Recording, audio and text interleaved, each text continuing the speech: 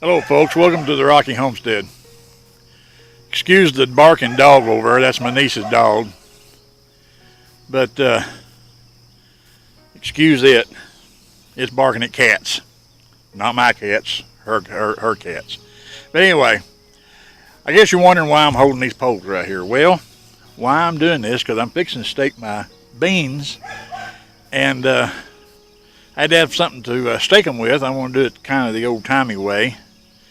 A lot of folks used to go down on the river and get cane, and I could do that, but I had all this other wood, and I just thought I'd use it up. We're going to put these up, and how I'm going to put them, I've got some T-posts I'm going to drive on each end of the row, because I don't have real long rows. I got two side by side, and put some T-posts up, and then I'm going to run me some wire across, from the T-post, and that'll be sort of like my rib, my backbone to the rib is what it'll be. And then I'm going to take these and I'm going to cross them like so, and then wire them to that wire, and then they can climb right up these poles and be happy little beans. That's what it'll be. So I'm gonna let you watch me build a little bit of pole beans here, and put the poles up like the old timers used to, and have some beans to climb up it.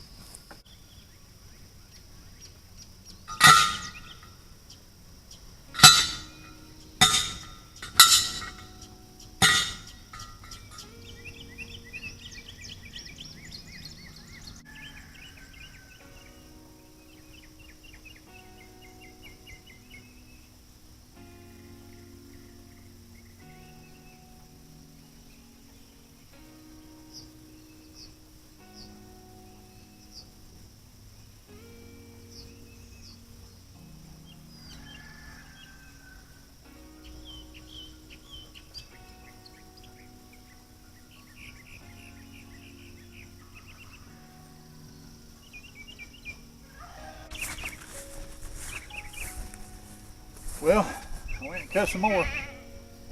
Put these up that are finished the pole beans. Give it a try.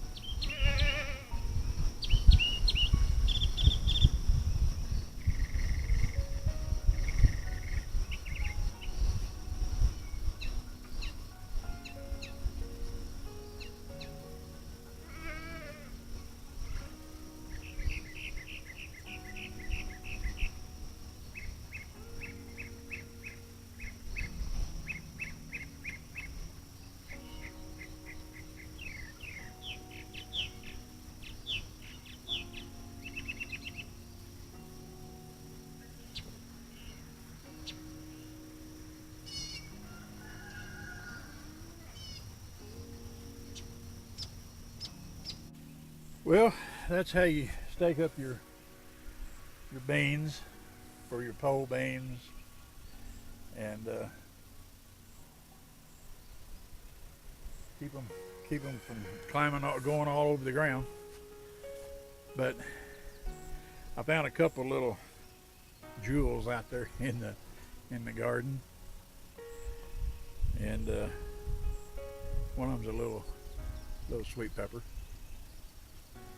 And then I got a radish. About that. Pepper and a radish. Oh well, that's good for a start. That's good for a start. Anyway, I'm gonna give you a little tour of the garden here in just a minute, and Let you see how well things are growing.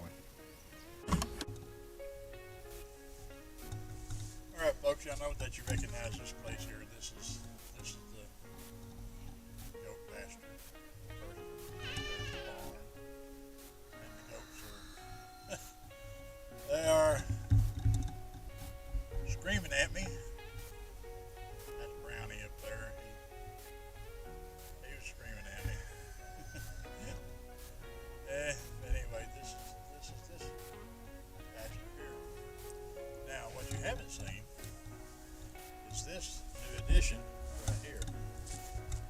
This right here is going to be the little pasture for the village. Right over there, I'm going to have to build a shelter for them. Get that built up. And then right over in that area, right over in there is going to be a gate, a small gate. And then right over there is a big gate. And that's going to be there's a big gate, and it goes down into another big pasture that's down over the hill, and got a lot of good stuff there to eat. And as you can see, once I stop walking here, I'll zoom in just to see it. Down there in that little field down at the bottom of the hill, and I don't know if you can see it very well or not, but at the back side of that field there is another fence.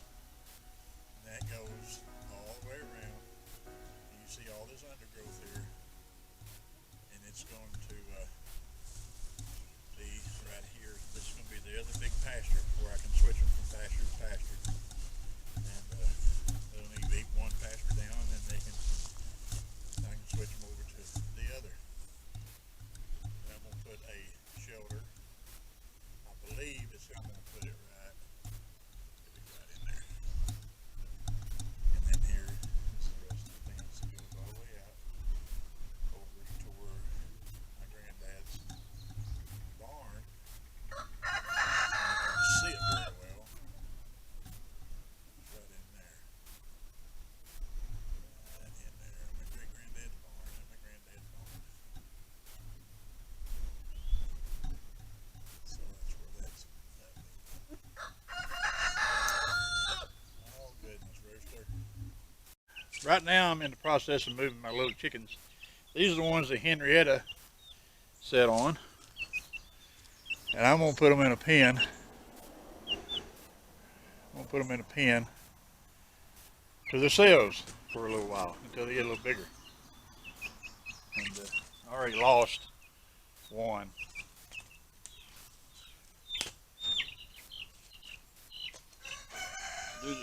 They all smothered themselves.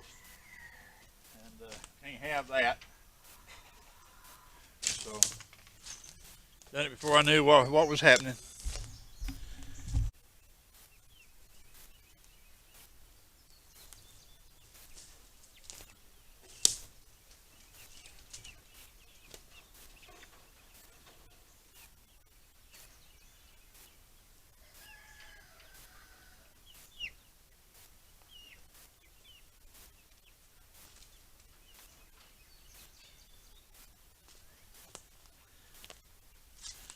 Folks, I know it kind of seems bad, but when you lose one or two, and it is, I don't like doing it, but that's farm life. You lose a few here and there, you make a mistake, and that's what I did, because I put those birds with the bigger birds, and the bigger birds picked on the small ones, and they made them huddle up in a corner behind a nest that I had there, and they smothered.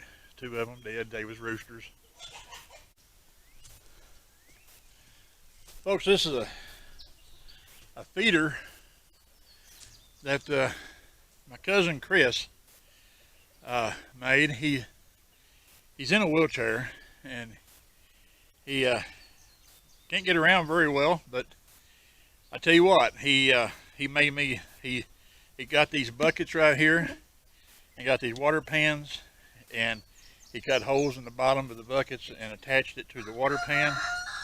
And I can take the lid off of the bucket and fill it full of feed, and it's like a little self feeder, and it works really well. And Chris, if you're watching it, and I know you are, I thank you very much for doing this. And I guess I still do have them.